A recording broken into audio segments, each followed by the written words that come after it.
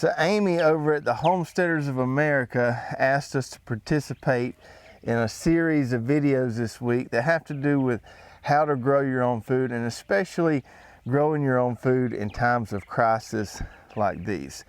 And so we wanted to do a video today where we're talking about some really important crops you should be growing in your vegetable garden that are great for storage, that are great for preserving, that provide some repeat harvest. Really good crops to grow during times like these. Yeah, the go-to variety is the one that's actually going to put food on the table in these hard times. If you're unfamiliar with our channel, my name is Travis. And I'm Greg. And we're with Hoss Tools, and we do gardening tools, we do seeds, we do organic pest control products, we do drip irrigation, we do all things vegetable gardening.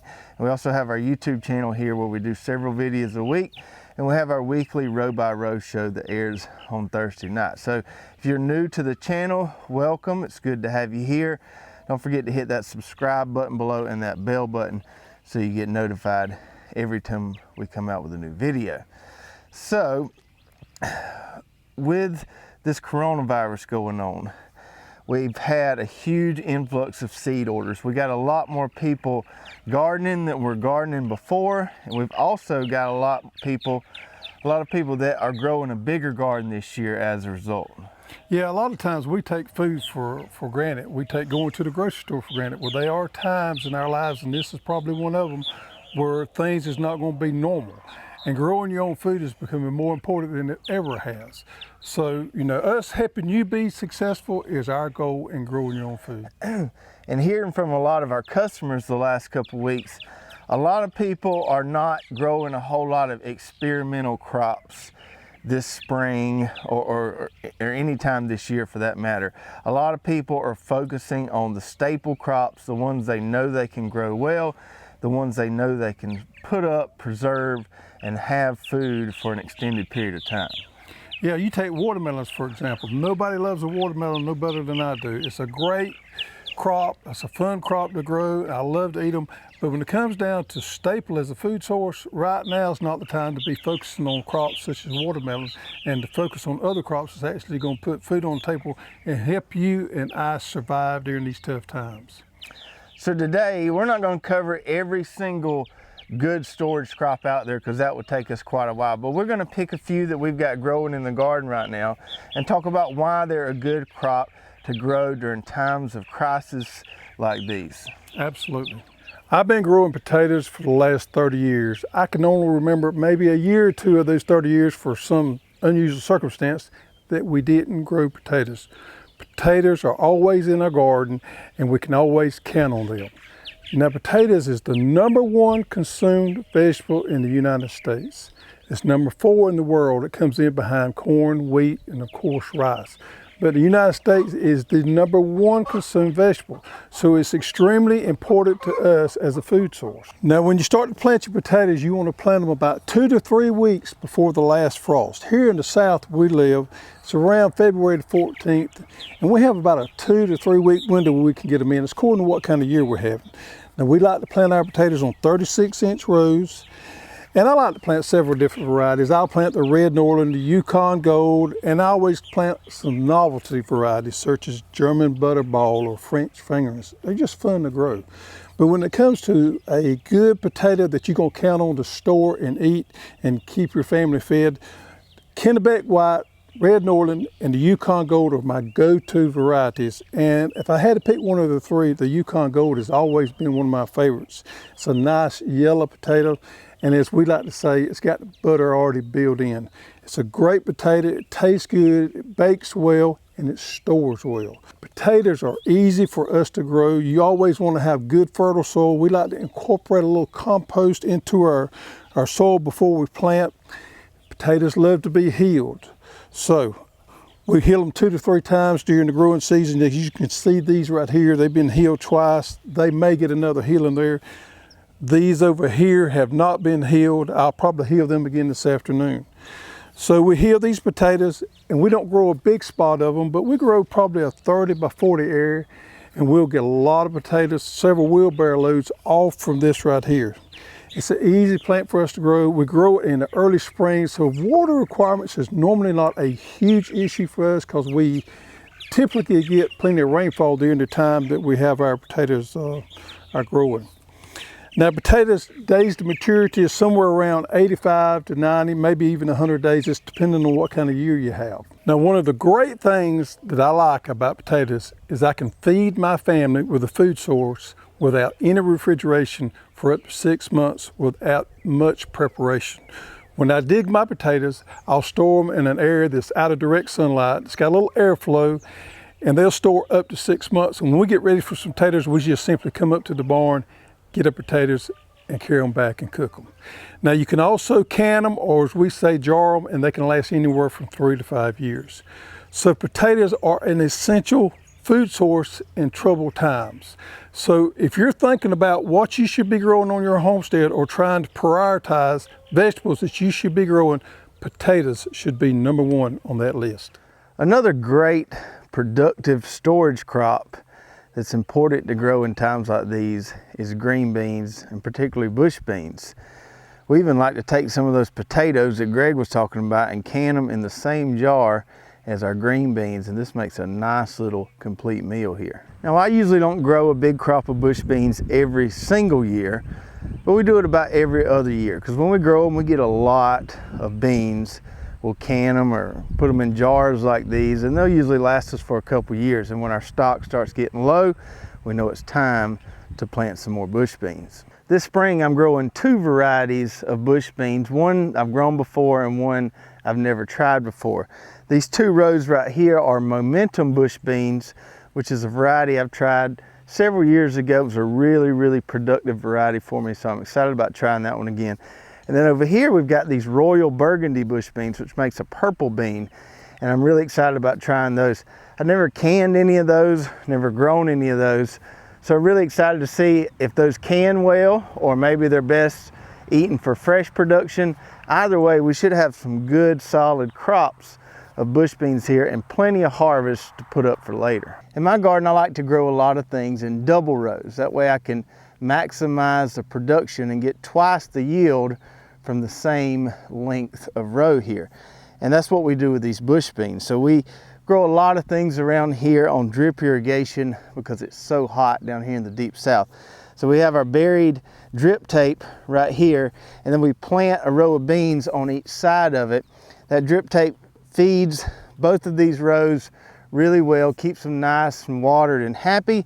And when these things start to grow up and get a lot of foliage, it's going to shade out this area here so we don't have to worry about weeds there. And we're going to get 2 times the production from this row here. And in addition to being a great storage crop, bush beans are also one of those repeat harvest crops that are important to grow during times like these. So we can pick these things 3 or 4 times before they're done. Now, we do want to make sure we try to plant them as early in the season as possible, because they will start to drop blooms when it gets really, really hot in the middle of the summer. So we want to maximize our growing time during this early spring season so we can get as many harvests as we can before the heat takes its toll on those plants. So regardless of your garden size, make sure you get some bush beans planted, whether it's an in-ground garden like this or maybe a small raised bed garden. Stack them plants in there thick. You'll get some nice big harvest of green beans. You can can them, and you'll have plenty of food to eat in the cooler months. In the last couple of years, I have been intrigued or become a lot more interested in heirloom onions. Back years ago, before the internet, and back when people had to grow their own food, people grew onions, and a lot of these people in the South and different regions of the United States grew an onion that they could keep the bulbs from year to year, and they could supply their own seed stock every year. Now here in the South, we had one called a nest onion or a multiplying onion that a lot of people grew. And I've noticed they've went away in the last few years, so it has kind of been a little thing of mine to try to bring them back. Now this particular onion we have right here is the one that I am familiar with in our area. It grows well in the South, it is adapted well here, and it has been selected over a period of time to do well in our area here, and the people save these. So what the homesteader would do would come out and dig them up as they need them, and then at the end of the year, you have these bulbs you could dig up and you would store them just like you would normal onions, and you would have your onion plants to replant in the following year. A truly self-sustainable vegetable. So the ones we have here in the South where I'm familiar with is the nest onion. Another one that they had down in lower Alabama was called a Guinea onion. Now this is a Guinea onion that was grown over in Alabama, middle Alabama to southern Alabama. The Wright family has been growing this particular onion for generations. And they sent me some of them to grow out. And you can see here how they multiply. They multiply in a little different fashion than the ones that we're used to. But you see there on this particular cluster here, there's several ones in there. So I'm growing several different varieties here. And I've also heard of one down in Florida called a Finley onion. And what's amazing to me is each area had their own onion that they grew and did well in that particular area. These onions add a lot because you can come up here and actually harvest them right when you need them. They're fresh. But there again, it is a sustainable food source. It's nothing that you have to go out and buy seeds for every year. You can save your own seed stock. You share with your neighbors. And I just think growing these heirloom onions are exciting, fun, but it's also very important for the homestead. One of my favorite crops to grow in the vegetable garden is carrots. I just love growing carrots. The taste of homegrown carrots is just absolutely amazing. And these things taste so much better than those bland carrots you find at the grocery store here. You can do a lot of things with carrots. If you're just gonna pull them and eat them fresh, they'll store in the fridge for 2 to 3 weeks. You can also can them like we did right here. You can cut them in slices or can them kind of whole like we did here. You can also freeze them. You cut them up in slices, blanch them and freeze them. They store well that way. You can even ferment the carrots, and that's another good way to preserve your harvest. And just like the beans I showed you earlier, we grow these carrots on double rows as well. So we have drip tape buried there between these 2 rows that are really close together. And we like to plant these carrots thick. I don't thin them. I just like to plant them real thick so I get a nice dense carrot forest here, and I get a lot of production out of a little bit of space. And we can pull some up here, shake the dirt off. This is a variety called Gold Nugget. Nice pretty yellow carrot there. I see some nice good size on those. And because we don't thin them, we don't get all uniformly sized carrots. We get some that are on the smaller end, some that are on the bigger end, but that's okay. That doesn't bother us at all. All these carrots will be good to eat. We can use the smaller ones for roast and stuff like that. We can use these bigger ones for slicing, and we'll have a lot of carrots just off a little small row here. Here in the Deep South in Zone 8B, we can grow 2 crops of carrots per year. We plant 1 crop in October in the fall and let those overwinter for a spring harvest, just like these guys right here. We also plant another crop in early spring. So we planted some just a few weeks ago, and those will be ready late spring, early summer. Now the ones we overwinter will obviously take a lot longer to mature because they're growing throughout the cooler months, whereas the ones we just planted are growing throughout more warm temperatures, so they'll mature a lot faster. One of the great things about the overwintered carrots is they hold really well in the soil because the temperatures haven't got super hot yet. So we don't have to harvest them all at one time. We can just harvest a little piece of the row. We can can them, eat them fresh, whatever we want to do with them, and then harvest the rest as we need. Just leave them in the soil there. We don't have to worry about pulling them all up and doing something with all of them all at one time. Carrots require a little bit of patience because they can take longer to germinate than most crops that we grow in our vegetable garden. But if you keep that soil moist for at least 7 days, you should get some pretty good germination. Remember to plant them thick, and you'll have some nice carrot harvests that you can put up in the pantry and be eating carrots all year long. Winter squash is something that I have come the last few years to really appreciate. You know, we grow them here in the summertime. We have to grow them in the Deep South. We plant them in the spring and they come off about the midsummer. If you live up north, it's a little different situation. You can plant them later in the year and have them come off in the fall. It's a little misleading because they're called winter squash, but they're actually grown during the warm time of the year, and they can store into the winter time. Now the ones that we like to grow are all of them pretty much. The sweet dumpling, the kabocha, the butternut, the acorn, and the sweeter they are, the less they store. Sweet dumpling is one of the sweeter ones. You get about 30 to 45 days storage out of those. Your kabochas, anywhere from up to 3 months. And then your butternut and your acorns can stretch out there to 6 months. So you got a great food source there that you can store in your barn without refrigeration for up to 6 months. Now what we like to do is kind of bust them in half, put them in the oven, roast them with some of that good bacon on them. You take them out and it is a meal within itself.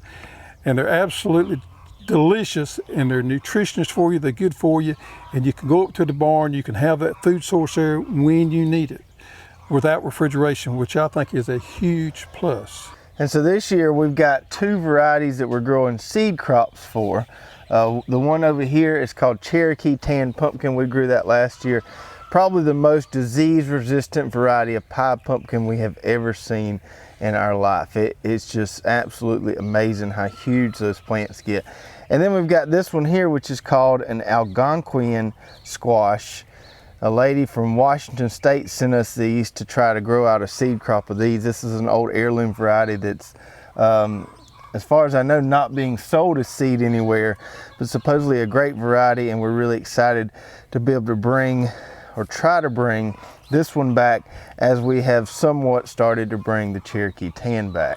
And the last one I want to talk about, which is a crop you probably don't think about as much as one that you grow in times of crisis, but is really, really important to grow in my mind because it produces so much. We've talked a lot about storage crops, crops that you can put up and can, but also crops that are going to give you continual long-term production are really important, and okra is one of those crops. Now we can store okra in many different ways. We can freeze it, we can can it, we can pickle it, and I'll let you talk about that in just a minute.